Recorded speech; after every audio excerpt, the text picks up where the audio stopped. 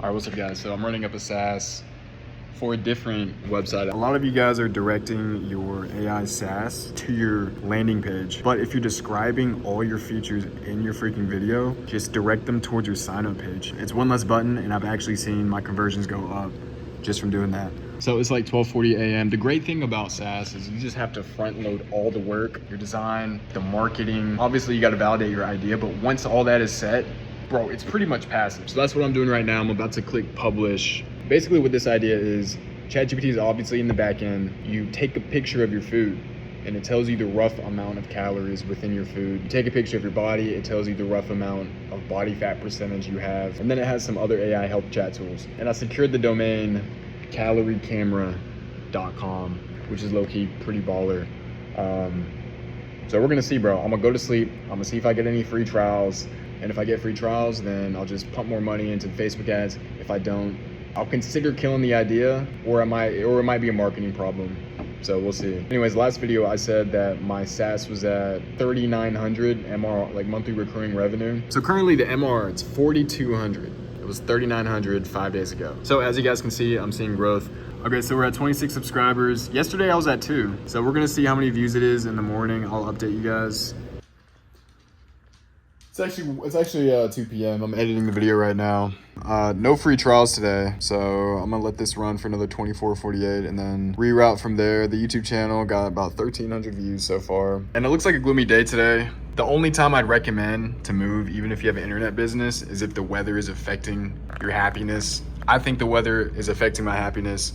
But let's get back into the video. No sunset this video. Set the iPhone right here. All right, what's up guys? So I make $150 pretty much every day passively. And I'm gonna share 3 things that I learned from hitting this small landmark. So you guys that's watching probably make more than that at your 9 to 5. It's really at this stage, the time unlock that it gets you. But anyways, from my experience hitting $150 a day, I unlocked pretty much a new mindset. So with my video agency, it was more like hunting and killing. You go out in the wild, you kill the deer, and then you bring it back home, and then the next day you have to find another animal to shoot, kill, and eat. Versus software and social media, which are high forms of leverage, that's more of planting a seed and developing a farm. I feel more comfortable with this business because I know I'll probably get paid tomorrow, and like I said in the last video, it's just more consistent. So yeah, knowing what I know now, I'm only sticking with software, social media, and then maybe real estate in the future for tax purposes. But from my experience, owning a property versus a software startup or an agency, and you talk about that to your family or talk about your Airbnb to your friends, like their faces will light up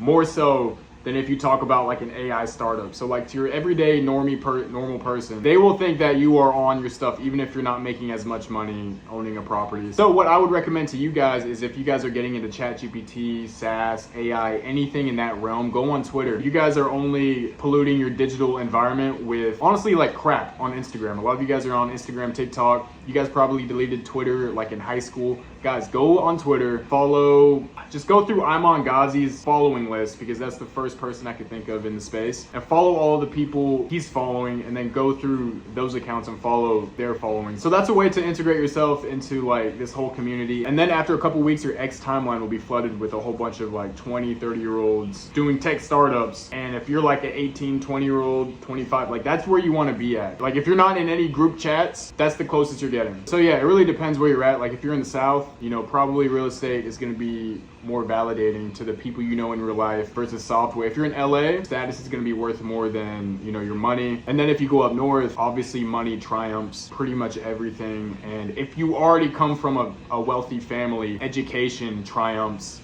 money and status, and that's just from what I read and from my experience. So yeah, that's just for you guys to set your expectations. Maybe if you want to share your ideas with your friends or family, probably better to do it online with like-minded people versus your high school friends. Okay, so another thing that I learned is, to us, $100 a day or 10K a month, that's a landmark.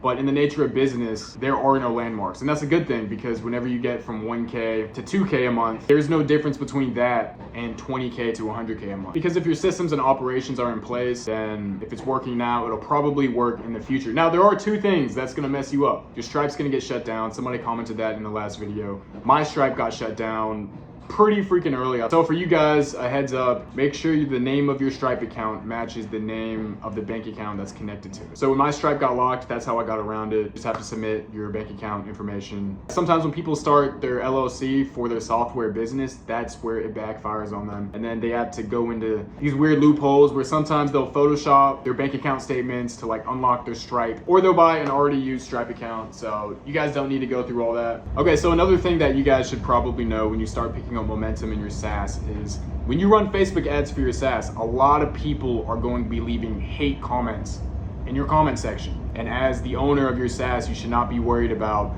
deleting and I'm being completely honest with you. Whether it's e-commerce or software, or even if they're selling info, they are deleting and blocking words in the Facebook comment section, guys, because think about it. You're paying for thousands of impressions a day. AI gets a lot of hate, especially on Facebook with older people that think it's gonna destroy their world. It might, but take advantage of AI rather than let AI take advantage of you. I'd rather be on this side of the fence. So for you guys watching at home, that's something to look out for. Facebook has like filters, you can block words, or what bigger businesses do, they hire a virtual assistant on onlinejobs.ph, pay them $150 a month to just deal with customer support emails and then delete the Facebook comments that are hating on your product and ultimately ruining sales. Okay, so the last thing that I learned from making $150 a day is less about the money and more about the principle of how you made it. So today I got paid by Airbnb $400. I have to pay my cleaners $150. That leaves me with $250 left, and that's great, but I still have to communicate with the customers through the phone, which is honestly draining and hurts your mental points. But you could solve that issue through hiring a virtual assistant, right? Like I said earlier, but that eats into the $250. So yeah, I'll take $200 made on the internet versus $300 in real life. So another thing that I hear on the internet and I read on Twitter, X, they basically say no-code software is hard to start at first and it's easier later on. So with me personally, I think that's a fallacy. Somebody who's done real estate, agency, and software, bro, I'm telling you that software is significantly easier to start versus a service-based business where you have to deploy people and contract out people. It's just a whole bunch of uncontrolled variables. So when I hear that like software is hard to start, like bro, honestly, if you guys are watching this, you guys are probably reasonably smart to at least start no-code software, but it's no harder than service-based businesses or agencies. And it's definitely no harder than real estate. And this is just coming from my experience, somebody who's done all three businesses. So yeah, that's it for this video. Hopefully you guys got some insight, and make sure to like, comment, and subscribe. Bye.